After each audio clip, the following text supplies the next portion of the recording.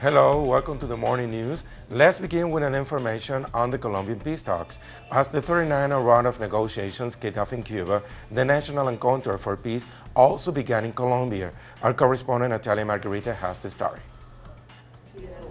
To actively engage Colombia's civil society in the construction of peace is the main objective of the National Encounter for Peace, a grassroots initiative that has brought together a number of different social organizations, among them campesinos, indigenous people, and Afro-descendants.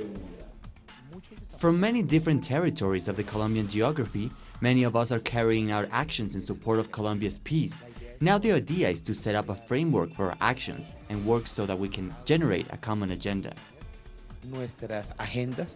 Among that common agenda is the necessity expressed by social organizations to actively support the de-escalation of the armed conflict, a pressing issue as the government is soon expected to implement de-escalation measures following the unilateral ceasefire that the FARC has recently set in place.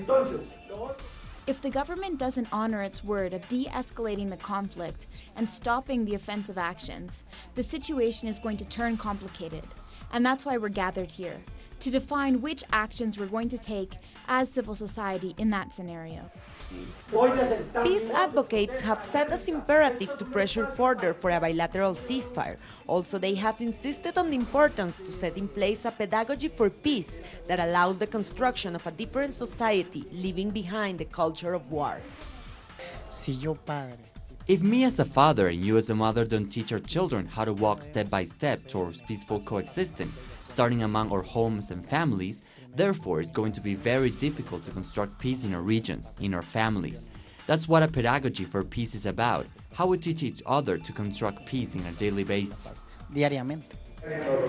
Within the National Encounter for Peace, social organizations have also called for peace negotiations with the second largest guerrilla, the ELN, as the only way to have a comprehensive peace for all Colombians. Natalia Margarita, Telesur, Bogota.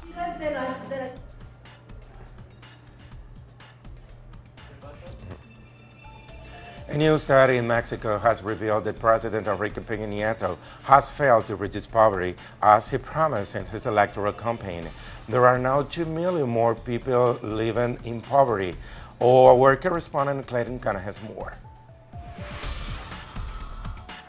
Gerardo Lopez is a municipal president from one of the poorest regions of the state of Oaxaca.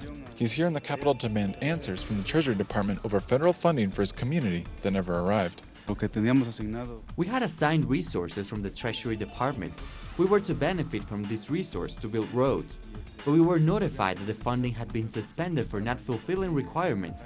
But you can see here that it's not true. There are other majors here for the same reason. And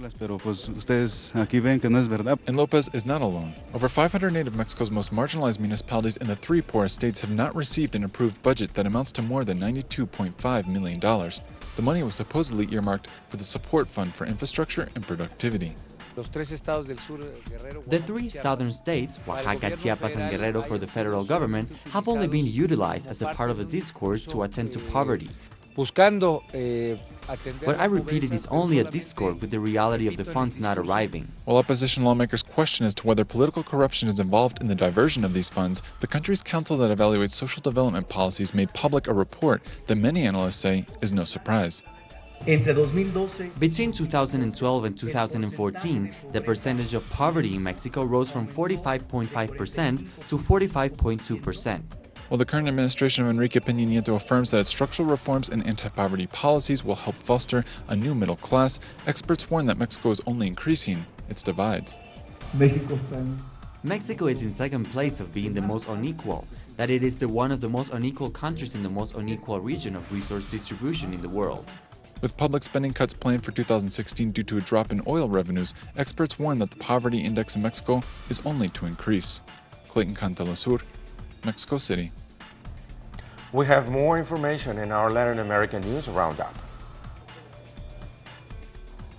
As more and more details are revealed regarding Joaquín El Chapo Guzmán's second jailbreak, high-level complicity becomes clearer. The Mexican Ministry of the Interior said that motion sensors were deactivated at the prison just north of Mexico City, enabling the excavation of the mile-long tunnel through which the powerful drug lord escaped. His GPS prisoner tracker bracelet was also deactivated. He was never rotated out of his cell and had over 500 visitors. The surveillance camera in his cell was moved so the shower area through which he disappeared could not be seen. An independent Mexican commission said it found serious flaws in the investigation into the enforced disappearance of the 43 Ayotzinapa students last year.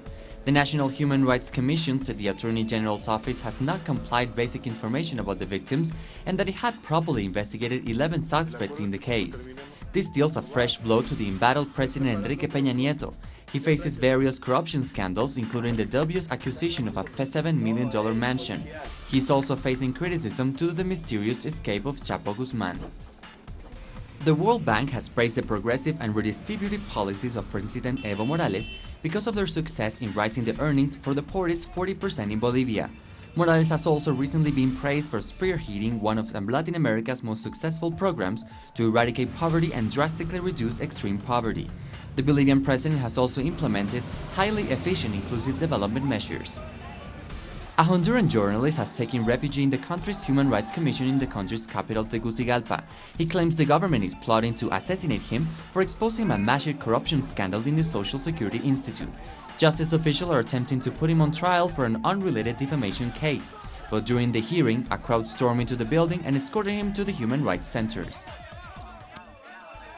The former dictator of Guatemala, Efraín Ríos Montt, was to be put on trial for the death of over 1,700 innocent civilians, but instead the court ordered the 89-year-old retired general to a public hospital to undergo a psychiatric evaluation. This is in order to determine whether he is fit to face trial or not. In the case he is waived from trial due to the health reasons, the ex-dictator will again be evading justice, as in January he was sentenced to prison, but the justice system then reversed the action, arguing trial procedural errors.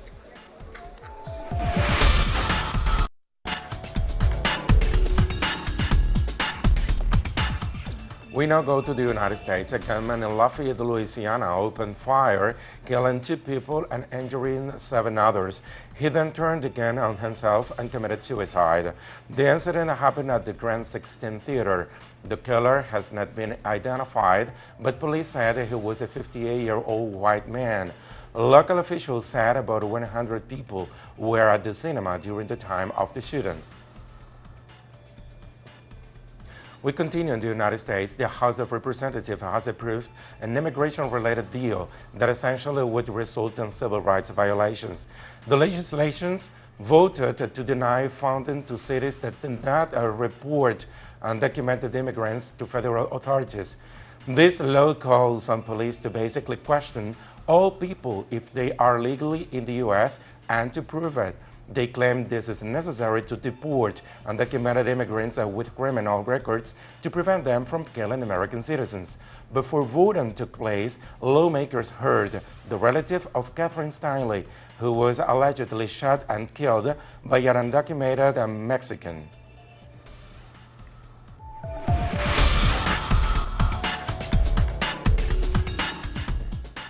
This now takes us to Pakistan. For years, Karachi's walls have been stuttered with the blood stains of murder victims and scrawled with graffiti, touting everything from sectarian hatred to quack cures for erectile dysfunction. But this is about to change as a group of artists and volunteers are reclaiming the walls by painting them with cheerful designs aimed at bringing some happiness and pride back to an often violent, chaotic, and corrupt city. More on these on our website, telesurtv.net/English. Thanks for watching and have a nice weekend.